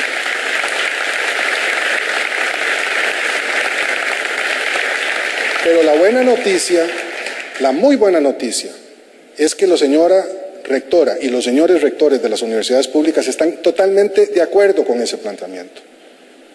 No hay aquí deseo de las universidades de hacer mesa gallega con recursos públicos ni dilapidarlos como se han dilapidado en el propio Estado, en el propio gobierno. Así es que sí, la respuesta es sí, queremos un compromiso fuerte de las universidades, con las universidades y una respuesta firme, lúcida de las municipalidades, de las universidades. Bien lo dice el lema de la Universidad de Costa Rica, Luque Maspicio, busquemos la luz.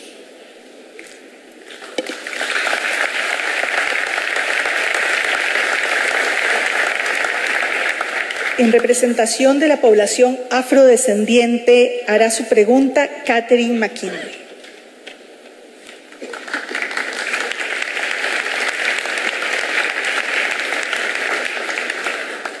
Muy buenas noches, señor presidente. Muy buenas noches, Catherine. De acuerdo a los compromisos que usted ha asumido con la población afrocostarricense, en particular en educación, como jóvenes afrocostarricenses estamos muy preocupados por los datos que presenta el último censo de población, en donde indica las brechas negativas para la población joven en educación. En este sentido, y sabiendo que este próximo domingo, 31 de agosto, celebramos el Día de la Persona Negra y de la Cultura Afrocostarricense, inclusive en donde usted nos va a acompañar, como jóvenes afrocostarricenses queremos saber qué acciones afirmativas estaría impulsando su gobierno para tener una educación de calidad y accesible para todas y todos los jóvenes afrocostarricenses. Muchas gracias.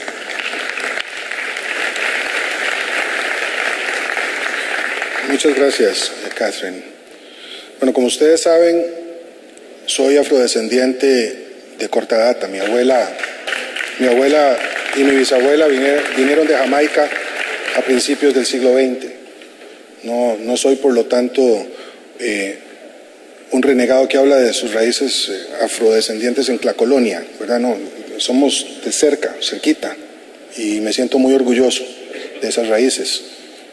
Y por lo tanto, conozco bastante bien la problemática que ha hecho que la población afrocostarricense sea muy discriminada, y me he comprometido mucho con esta población, no solo por mis raíces familiares, por el lado materno, sino también porque comprendo que igual que los jóvenes afrodescendientes, hay muchas mujeres jóvenes que no lo son.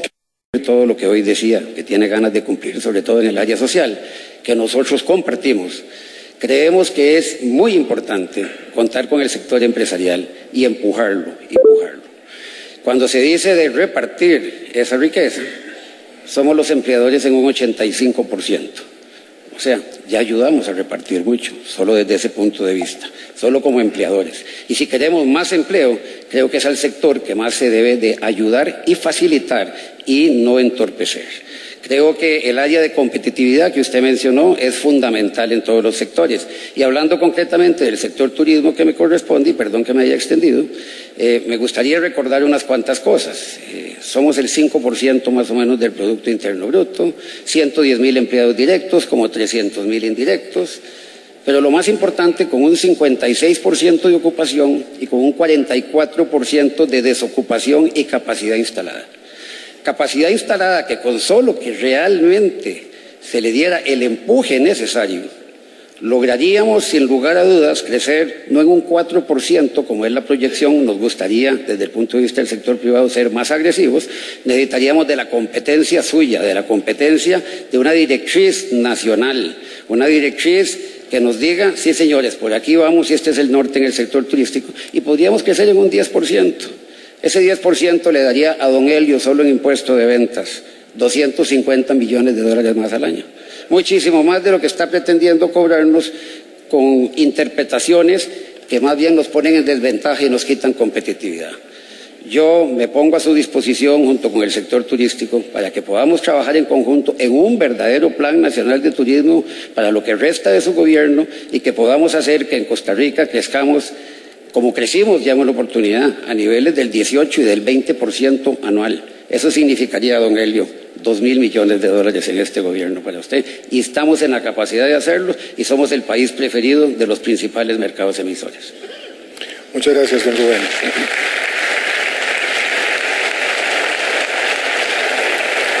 Concuerdo enteramente con usted, y por esa razón hemos estado haciendo un esfuerzo tan grande para acompañar al sector turismo, a todo él, al grande y al pequeño, tanto al que tiene afincado su principal negocio con el turismo externo, como a los pequeños y medianos que ven también en el agroturismo y el turismo local una fuente importante de recursos, los apoyos necesarios para el desarrollo. Usted puede contar con eso, porque estamos creando precisamente una mesa nacional de diálogo con el sector turístico. Queremos que ese sector crezca. El dólar turístico se reparte mucho cuando se reparte bien, y se recupera y se genera muy rápidamente. Y en efecto, Costa Rica sigue teniendo, a pesar de la competencia y los altos costos que tienen los destinos turísticos nacionales, sigue teniendo una preferencia muy grande de todas o de muchos de los turistas.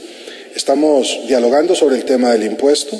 Tenemos la convicción de que tanto la promoción de la empresa como las condiciones adecuadas de vida para los trabajadores que le permiten a la empresa funcionar.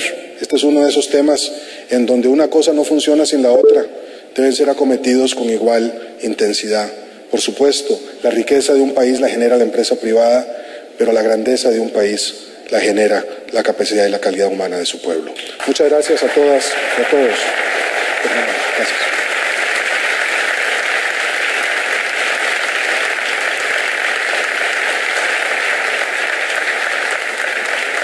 De esta manera vamos a concluir la ceremonia de hoy. Muchas gracias a Costa Rica, a esta patria,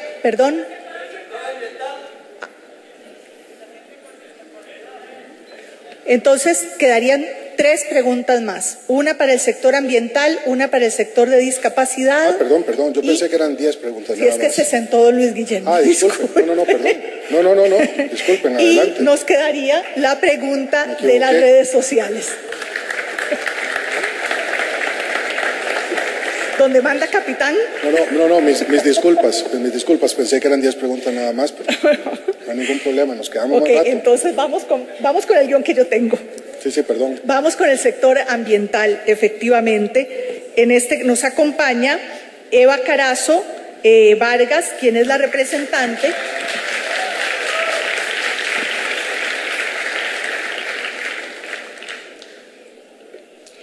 Muchas gracias por devolverse y por contestar nuestras preguntas también. Muy buenas noches, don Luis Guillermo, y a todas y todos ustedes.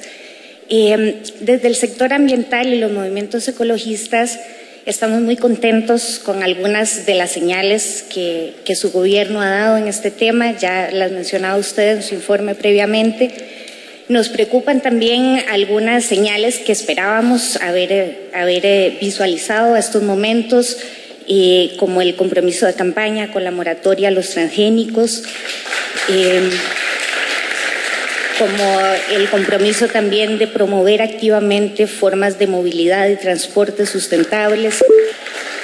Y también nos preocupa algunas contradicciones y posiciones distintas que vemos a lo interno del gobierno alrededor de este tema. Menciono dos temas, por ejemplo, el proyecto hidroeléctrico de Iquís, que para algunos sectores del gobierno parece visualizarse como un proyecto estrella, mientras que otros lo entienden desde las preocupaciones por los impactos sociales y ambientales que podría tener. O, por ejemplo, también el tema de participación, en que tenemos comunidades que siguen sintiendo una enorme presión sobre el uso de sus recursos, como el agua, como la biodiversidad, como la tierra, como el acceso a la tierra, mientras que, por ejemplo, se mantiene todavía el veto sobre la ley de participación en temas ambientales y no se han terminado de establecer mecanismos que faciliten esa participación. Nosotros pensamos que eso tiene que ver con que el tema ambiental abarca mucho más allá del Ministerio del Ambiente y la Energía.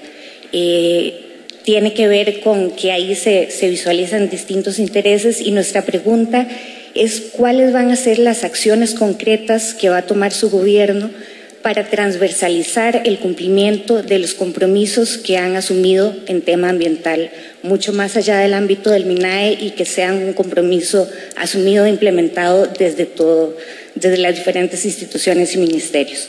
Gracias. Muchas gracias.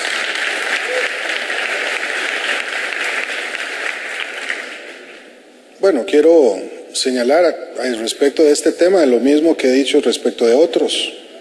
Hemos tomado algunas acciones, faltan otras, pero faltan 45 meses de gobierno. Vamos a cometerlas sin pausa, pero no todas pueden estar listas en 3 meses, Eva. Hay unos temas que son muy complicados. El tema del agua.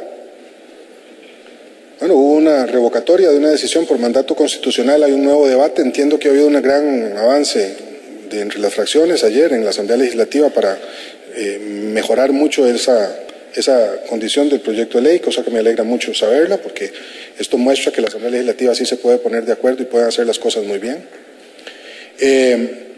Y estoy viendo una cosa que me preocupa mucho, y en esto también vamos a tener que hablarlo en algún momento despacito. Sí, claro, las comunidades están preocupadas por sus recursos, pero resulta que muchas comunidades quieren agarrar los recursos y no soltarlos, y hay otras comunidades que también lo necesitan. El agua es uno de ellos.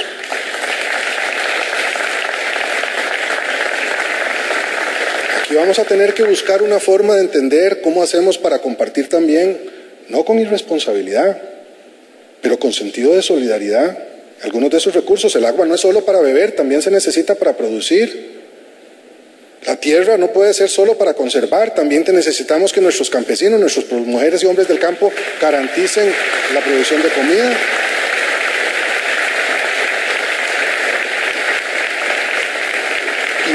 Y hay claridad en la propuesta ambiental de que el ambiente tiene que ser conservado con la gente. Esto no te lo tengo que decir a vos, Eva, que has sido siempre una defensora de eso.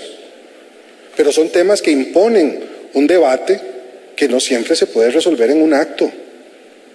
Entonces nosotros estamos haciendo un ejercicio que afortunadamente pasa por una transversalización y una mayor coordinación entre los equipos de gobierno. A mí me alegra mucho cada vez que veo al señor ministro de Ambiente y de Energía aparecerse en la Casa Presidencial, porque siempre aparecen otros ministros y ministras junto con él en las reuniones. Ya casi no hay reuniones bilaterales entre un ministro o ministra, y mucho menos el ministro de Ambiente, con sus interlocutores del sector social o del sector productivo o del sector privado. Casi siempre son 4 o 5 ministras y ministros. Estamos haciendo un ejercicio para construir esos diálogos multisectoriales y transversalizar los procesos de toma de decisiones. Eso nos parece fundamental, porque de lo contrario vamos a también por esa vía a perder muchas sinergias y mucho desperdicio de recursos. Nosotros tenemos un pacto ambiental en el gobierno que hemos estado desarrollando. Es un pacto que se construyó con una amplia participación del sector social, que vamos a mantener como marco de referencia para las acciones de gobierno, y por supuesto que hay discrepancias, por supuesto que las hay. A mí todo este cuento sobre las contradicciones del gobierno, vieran que a veces me da mucha gracia. Y si no hubiera contradicciones en el gobierno, yo no me llamaría Luis Guillermo, me llamaría Adolf.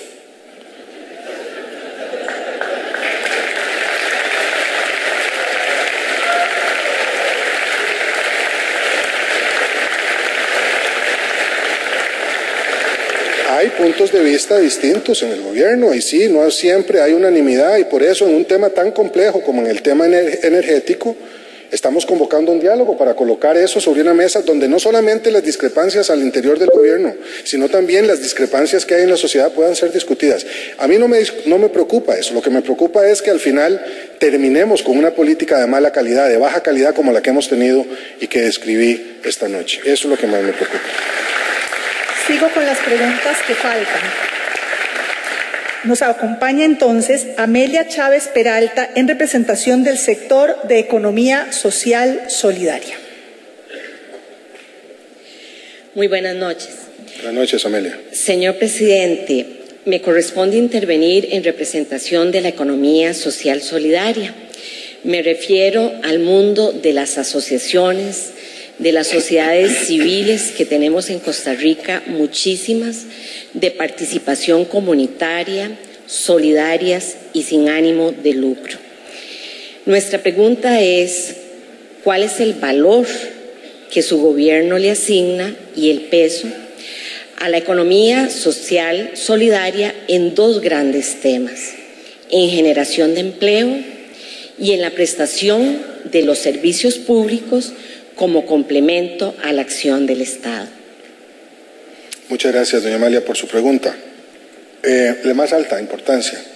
Costa Rica tiene una experiencia profunda y feliz con estas fuerzas de la economía social y particularmente las cooperativas, aunque trasciende efectivamente el sector a las cooperativas.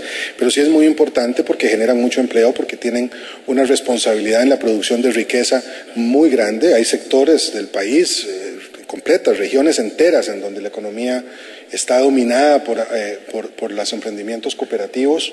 Ha habido muchos problemas en ese sector también.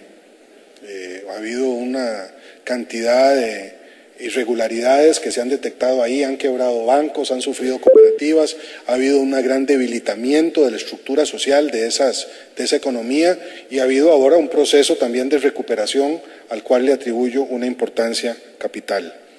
Usted me pregunta sobre generación de empleo, fundamental. Todo lo que genere empleo, todo, por pequeño que sea ese empleo, va a contar con el apoyo de este gobierno. ¿Por qué? Porque el empleo, cuando está bien planteado, cuando es un empleo decente, cuando es un empleo que paga bien, que respeta las leyes sociales, dignifica. Y queremos mucho del empleo de esa calidad, y yo creo que la economía social provee de eso. He tenido mucha oportunidad, por ejemplo, de visitar los emprendimientos cooperativos en temas como, por ejemplo, los de café, los emprendimientos caficultores en la zona de Los Santos, etcétera. Están haciendo una cantidad enorme de innovación tecnológica. Es impresionante lo que hacen. Entonces, no solamente es empleo de buena calidad, es empleo que también tiene un contenido de innovación muy, muy importante. Y sobre prestación de servicios también, son sector privado y están haciéndolo muy bien en temas como generación de electricidad, están haciendo proyectos eólicos, tienen una cantidad importante de servicios financieros que en momentos en que los bancos del Estado especialmente habían abandonado su misión, que queremos recuperar para que vuelvan a prestar y se vuelvan a convertir en instrumentos de desarrollo social, estos mecanismos financieros le suplen mucha importancia a este sector. Bien, tenemos ahora a doña Damaris Solano, quien representa a las organizaciones de personas con discapacidad.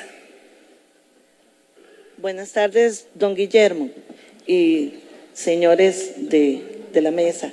Mi pregunta concreta en relación a la discapacidad tiene que ver, bueno, con muchísimos elementos, pero sobre todo con el empleo. Las personas con discapacidad, más del 65% de nosotras y nosotros no tenemos empleo. Eso significa más del 7%, 7 veces más que el resto de la población de desempleo. Y quisiera saber qué acciones concretas se van a realizar en este gobierno para favorecer por lo menos lo que tiene que ver con el empleo. No me voy a meter con otros sectores que también nos están afectando muchísimo. Gracias. Muchas gracias, doña Amalia. He reconocido a lo largo de mi informe la trágica realidad de las personas con discapacidad que no tienen acceso a empleo. Eso es una discriminación odiosa e inadmisible. Pero hay en el gabinete una persona que campeoniza en esos términos en la lucha por las personas con discapacidad, que es la vicepresidenta Nelena Chacón. Yo quiero pedirle a doña Nelena que nos acompañe y nos explique qué estamos haciendo en ese momento. Gracias, presidente. Estamos absolutamente conscientes que 167,000 costarricenses que tienen discapacidad no están dentro del empleo. Para ellos hemos venido trabajando con el Ministerio de Trabajo y haciendo algunas acciones afirmativas, no solo de creación de emprendedurismos para ellos, sino buscando la forma de poder traerlos a trabajar con nosotros dentro del gobierno, teniendo algunas adecuaciones necesarias para esto. Sin embargo, comprendemos que si esto no se trabaja desde la educación, desde la formación y el cambio cultural, no lo vamos a lograr. Por lo tanto, desde mi despacho llevamos una mesa por un país más inclusivo y accesible, en donde vemos los temas de empleo con la empresa privada, con organizaciones no gubernamentales y con las personas con discapacidad, con la voz que merecen tener del reclamo de lo que ha sido esta odiosa e histórica discriminación. Quiero aprovechar también este espacio para hablar de la mujer y de la mujer con discapacidad y contestarle a doña Silvia parte de lo que quedó aquí sin contestar, y es cuáles acciones también precisamente estamos haciendo dentro del Plan Nacional de Desarrollo para incluir a las mujeres a la formalidad. Las mujeres, no solo las mujeres con discapacidad en general, estamos en la informalidad y sobre ello hemos generado 1.200 empréstitos en estos 3 meses para darle a mujeres en condición de pobreza. Estamos haciendo acciones muy específicas para la erradicación del embarazo en los adolescentes.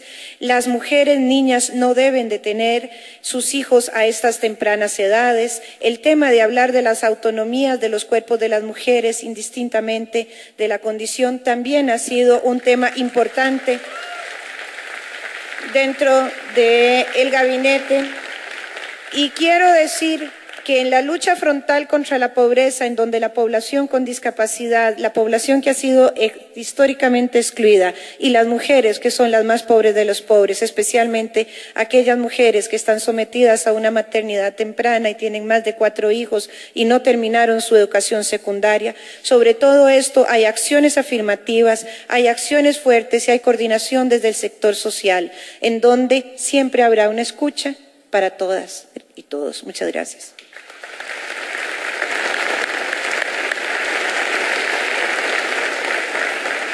Muchas gracias, Ana Elena. Vamos a finalizar con las 2 preguntas elegidas de la participación que hubo en redes sociales. La primera de un usuario llamado Carlos en su cuenta de Twitter, quien pregunta: ¿Cuál es el camino a seguir luego de todo lo que encontró en materia de transporte e infraestructura?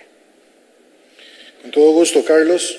En materia de infraestructura no nos acompaña hoy el señor ministro de Transportes porque anda en una gira precisamente atendiendo las urgencias que han surgido en la zona del Caribe Sur, está en Talamanca. Pero hemos decidido, y ya lo señalé aquí, iniciar este proceso de gestión de los recursos pendientes, precisamente reconstituyendo esos 19 proyectos específicos que se han señalado una y otra vez como prioritarios. En esta administración, de esos 19 priorizamos 9.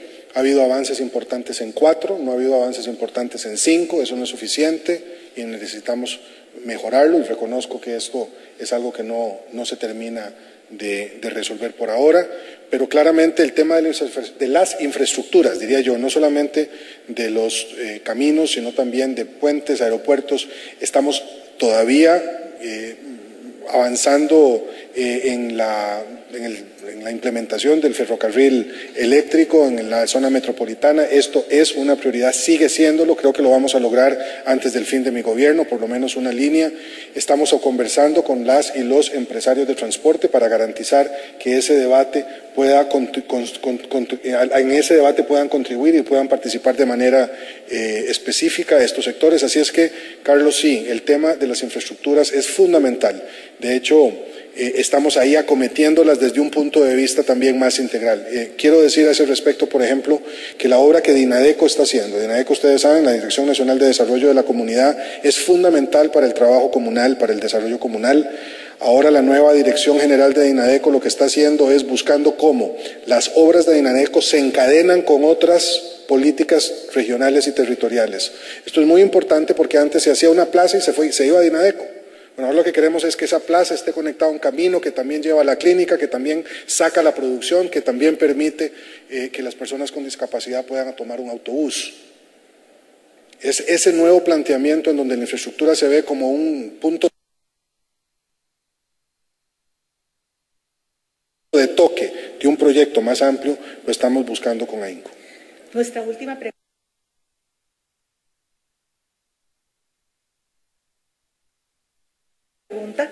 La hace Rafael Cruz en Facebook y pregunta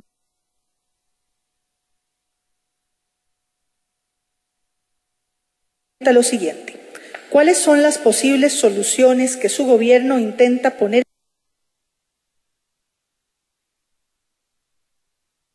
en práctica para frenar la violencia que está viviendo nuestro país?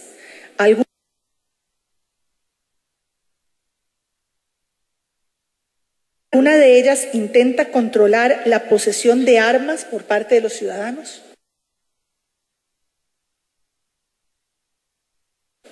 Gracias, Rafael. Sí, hay que regular más fuertemente la posesión de armas. Es un relajo lo de la posesión de armas. Y esto no quiere decir que haya que impedir que la gente tenga armas legales. Eso es un debate que ahí está. Yo tengo mi opinión al respecto, pero aquí esto es un debate que hay que hacer. Pero sí, no hay ninguna duda de que la profusión de armas, especialmente en el mercado ilegal, están causando unos daños terribles a las comunidades. Una cosa que está haciendo el ministro de Seguridad Pública y sus colegas es precisamente atendiendo este tema. Hay una propuesta muy específica que han hecho de orden legal, pero también se está haciendo un trabajo de represión para los grupos de sicarios y para los criminales que utilizan la violencia en las comunidades. Parte del efecto de la lucha contra el crimen organizado en algunas regiones del país es que está teniendo impactos en el centro de Costa Rica, en las zonas metropolitanas. Se contratan fuera de la zona metropolitana los asesinatos y se realizan aquí. Entonces, estamos aplicando ahí con mucha dureza los controles respectivos y no vamos a parar en eso porque no se vale que tengan al pueblo de Costa Rica intimidado grupos de crimen organizado y ahí hay un ejercicio. Tiene que ver con regulación, tiene que ver con prevención y ciertamente también tiene que ver con represión de estos grupos que no tienen el derecho de amedrentar y de afectar al pueblo de Costa Rica.